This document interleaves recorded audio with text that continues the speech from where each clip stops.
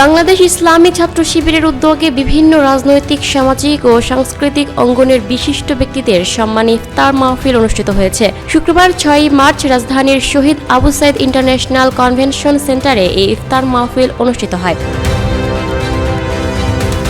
কেন্দ্রীয় সভাপতি নুরুল ইসলামের সভাপতিত্বে ও সেক্রেটারি জেনারেল সিবগাতুল্লাহ সিবগারের সঞ্চালনায় অনুষ্ঠানে আমন্ত্রিত অতিথি হিসেবে উপস্থিত ছিলেন বাংলাদেশ জামায়াত ইসলামীর আমির ও জাতীয় সংসদের বিরোধী দলীয় নেতা ডাক্তার শফিকুর রহমান। অনুষ্ঠানে আরও অতিথি হিসেবে উপস্থিত ছিলেন লিবারেল ডেমোক্রেটিক পার্টির চেয়ারম্যান কর্নেল অলি আহমেদ, জাতীয় গণতান্ত্রিক পার্টির সহসভাপতি রাশেদ প্রধান, খেলাফত মজলিসের নায়েবে আমির আহমদ আলী কাশেমি এবং আমার বাংলাদেশ পার্টির সাধারণ সম্পাদক ব্যারিস্টার আসাদুজ্জামান ফুয়াদ।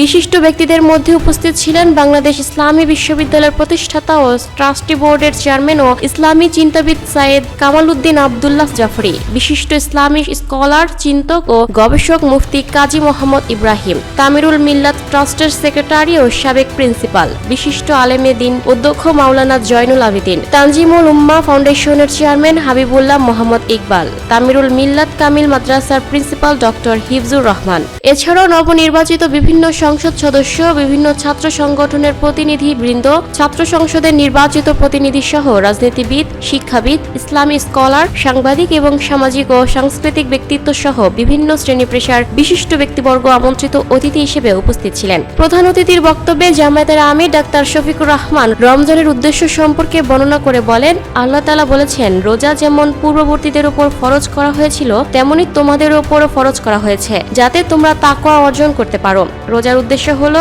11 মাস আল্লাহ তাআলা মানুষকে অসংখ্য নিয়ামতে ভরপুর করে রাখেন। এক মাসের সিয়াম সাধনার মাধ্যমে মানুষ যেন উপলব্ধি করতে পারে বাকি 11 মাস তারা কত বড় বড় নিয়ামতের মধ্যে জীবনযাপন করেছে। তিনি বলেন, এই নিয়ামতগুলোর ব্যাপারে কিয়ামতের দিন মানুষকে কঠোরভাবে জিজ্ঞাসাবাদ করা হবে। তাই রমজান আমাদেরকে সংযম, আত্মশুদ্ধি ও আল্লাহ ভীতির শিক্ষা দেয় এবং জীবনের প্রতিটি নিয়ামতের যথাযথ কদর করতে শেখায়। সভাপতির বক্তব্যে কেন্দ্রীয় সভাপতি নুরুল ইসলাম বলেন, আমরা এমন একটি সময় উপস্থিত হয়েছি যখন নির্বাচনের মাধ্যমে একটি সরকার বাংলাদেশে নেতৃত্ব গ্রহণ করেছে। যে নির্বাচন অনুষ্ঠিত হয়েছে সেই নির্বাচন নিয়ে বিভিন্ন মহল থেকে ইলেকশন ইঞ্জিনিয়ারিং এর প্রশ্ন উঠেছে। আমরা একটি সুষ্ঠু নির্বাচন প্রত্যাশা করেছিলাম, কিন্তু বাস্তবে একটি প্রশ্নবিদ্ধ নির্বাচন অনুষ্ঠিত হয়েছে, যা নিয়ে আমরা গভীরভাবে উদ্বিগ্ন। সরকার গঠনের পর থেকেই দেশে আইন শৃঙ্খলা পরিস্থিতির চরম অবনতি ঘটেছে। ধারাবাহিকভাবে দেশের বিভিন্ন স্থানে নারী নির্যাতন ও ধর্ষণের ঘটনা ঘটছে।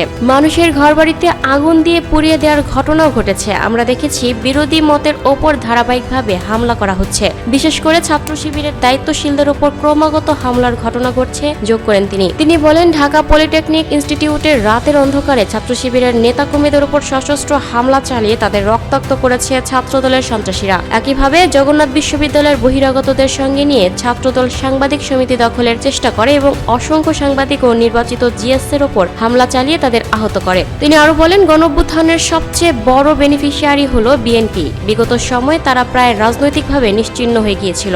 গণঅভ্যুত্থানের মাধ্যমে রাজনীতি করার সুযোগ পেয়ে তারা এখন সেই অভ্যুত্থানের সঙ্গেই গাদ্দারি করছে। তারা জনগণের ম্যান্ডেটের তোয়াক্কা না করে গণভোটের রায়কে প্রত্যাখ্যান করার চেষ্টা করছে। আওয়ামী লীগ পুনরায় দেশে আস্ফালন দেখাতে শুরু করেছে। সহস্রাধিক মানুষকে হত্যা করার পরও তারা আবার দেশকে অস্থিতিশীল করার চেষ্টা করছে। তাদের রাজনীতিতে পুনর্বাসনের মাধ্যমে এই সরকার জনগণের সঙ্গে প্রতারণা করছে যোগ করেন তিনি বদর দিবসে শহীদদের স্মরণ করে বলেন, বদরের শিক্ষা ধারণ করে আগামী দিনের সত্য ও ন্যায়ের পক্ষে সংগ্রামকে আরও জোরদার করতে হবে। Lucky Akter, people voice television, Dhaka.